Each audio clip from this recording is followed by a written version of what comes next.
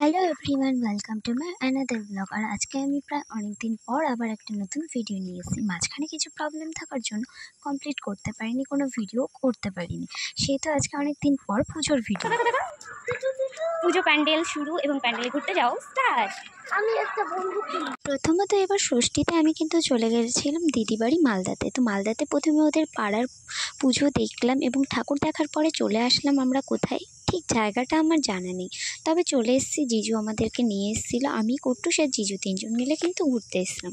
তো প্রথমেই চলে আসলাম, আর বাইরের দিকটা এত সুন্দর প্রাকৃতিকভাবে সাজানো গোছানো। আগে চলো পাগল হয়ে গেছো তুমি।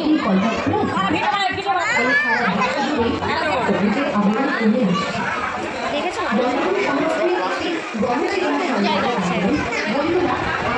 আর এদিকে কিন্তু কুট্টুস পুজো প্যান্ডেল ঘুরতে এসে ওর খালি বন্দুক আর বন্দুক, আর আমি বলেছিলাম ওকে একটা বড় বন্দুক কিনে দেবো, তাই নিয়ে আমাকে বলছে এখনই, আর আমি বলছি পরে।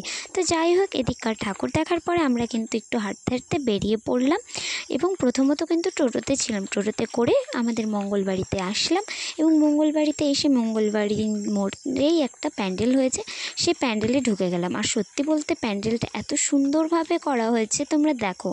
এখানে কিন্তু বাল্যবিবাহ নিয়ে থিমটা করা হয়েছে। প্রথমটা আমরা যেটা দেখলাম সেটা কিন্তু প্রকৃতি নিয়ে এবং এটা বাল্যবিবাহ নিয়ে। আর এটার ভেতরে ঢোকার পরে আমি তো অবাক, এত সুন্দর উল দিয়ে দীপা কর্মকারের ছবি করা হয়েছে, এদিকে আরও অনেকের ছবি করা হয়েছে। আমি তো দেখে জাস্ট অবাক হয়ে গেছি। দেখো তোমরা, এত সুন্দরভাবে করেছে, হাতের কাজগুলো বলার মতো না। আর মায়ের প্রতিমা দেখতে তো আরও সুন্দর হয়েছে, আমার তো মনেই হচ্ছিল না সেখান থেকে বেরিয়ে। তো যাই হোক, সেখানকার ঠাকুরটা দেখার পরে কিন্তু আমরা বেরিয়ে গেছিলাম, কারণ একটা ঠাকুর দেখতে বেশি করলে ভিড় হয়ে যাচ্ছে আর আমাদের অনেক রাতও হয়ে যাবে। তাই তাড়াহুড়ো করে তারপরে বেরিয়ে পড়লাম এবং বেরিয়ে আবার আরেকটা প্যান্ডেল হপিং করার জন্য রেডি হয়ে গেলাম। আর এখানে কিন্তু একটা দারুণ জিনিস, রাস্তায় বেরিয়ে দেখছি অনেকে জলও দিচ্ছে, যারা ঘুরতে ঘুরতে কষ্ট হয়ে যাচ্ছে তাদের জন্য জলও দিচ্ছে। তারপরে আমরা চলে এসেছিলাম এইখানে, আর এটা তো আরও সুন্দর। আমার তো মানে কি বলবো, প্রথমবার মালদায় আমি দুর্গা পুজোয় এসেছি এবং মালদার পুজোগুলো কিন্তু আলাদা রকম, আর প্যান্ডেলগুলো এত সুন্দর করেছে। আমি প্রতিবার ভাবি যে কেন মানুষ মালদায় ঠাকুর দেখতে আসে, বাট এখন বুঝতে পারছি এত সুন্দর থিম এবং মায়ের প্রতিমা সব দিক থেকে মালদায় যতটা এগিয়ে, গাজল ততটা এগিয়ে না থাকলেও গাজলও কিন্তু পিছিয়ে নেই এখন। मैं हूँ और ये मेरा बेटा है और हम लोग पूजा में घूमने जा रही है। यो यो यो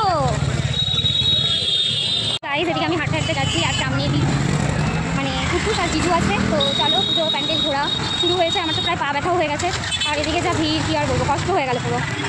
চলো ঘুরি আপাতত। মালদায় ঘুরতে এসে সবথেকে বেশি যেটা প্রবলেম ছিল, টোটো ঢুকতে দিচ্ছিল না এবং আমাকে কিন্তু অনেকটা হেঁটে হেঁটে আসতে হয়েছিল, শুধু আমাকে না সবাইকেই। আর সত্যি বলতে যতই কষ্ট করি তারপরে এসে যখন সুন্দর করে দেখি না ঠাকুরের প্যান্ডেল এবং সব কিছু, খুবই মজা লাগে। তো দেখো, এদিকে আমরা চলে যাচ্ছি তাড়াতাড়ি করে আরেকটা প্যান্ডেল হপিং করতে। আর সবগুলো প্যান্ডেলই কিন্তু একটা আরেকটার তুলনায় অনেক সুন্দর। আমি তো মানে জাস্ট ভাবতে পারছিলাম না, এত সুন্দর সুন্দর প্যান্ডেল। আমি পুরো অবাক হয়ে গেছি যে এত সুন্দর করে করেছে, জাস্ট বলার মতো না। তো যাই হোক, তারপরে চলে এসেছিলাম কিন্তু ফুচকা খেতে। কুট্টুসের কষ্ট হয়ে গেছিলো, তো অনবরত বলে যাচ্ছিলো আমি ফুচকা খাবো। তো চলে গেলাম আমরা ফুচকা খেতে এবং ফুচকা খাওয়ার পরে চলে আসলাম আমরা আরেকটা প্যান্ডেল ঘুরতে। তো প্যান্ডেলটা দেখো এত সুন্দর করেছে। তো আমি তো প্যান্ডেলের ডেসক্রিপশন দিতে গেলে আমার সুন্দর সুন্দর বলতে হয়তো সারা দিনই পার হয়ে যাবে। ঠাকুরটা দেখো এত সুন্দর করেছে। আর এদিকে দেখো, বাচ্চাদের জন্য এই যে কীট পতঙ্গগুলো হয় সেগুলো লাইটিং দিয়ে করেছে। কুট্টুস তো দেখে খুব ভয় পেয়ে যাচ্ছিলো একটুখানি, তারপরে ও কিন্তু কোলে করে যাচ্ছিলো, কারণ অনেকটা হেঁটেছিল, ওর কষ্ট হয়ে যাচ্ছিলো, তাই বারবার কিন্তু কোলে উঠছিল। আর আমি আশপাশগুলো ভিডিও করে দেখছিলাম।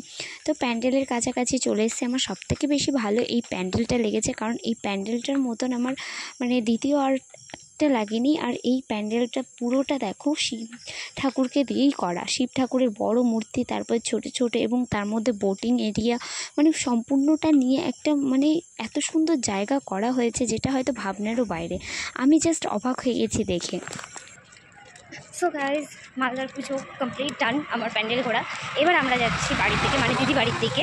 আর এটা দেখো বাঁধের ওপরে ব্রিজ। তো চলো বাড়ির দিকে যাই, প্রচণ্ড পা ব্যথা হয়ে গেছে, কষ্ট হয়ে গেছে। এখনকার মতো এতটুকু দেখাচ্ছে আবার নেক্সট ভিডিওতে।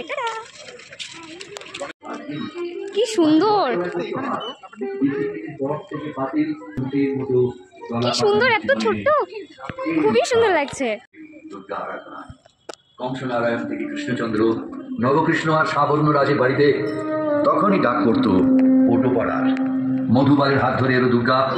আপনাদের দুর্গা প্রতিমা, রাজা রাজরানীর বাবুয়ানির গল্প আপনারা জানেন, আর কোটো সন্তান জানে মাটির কথা।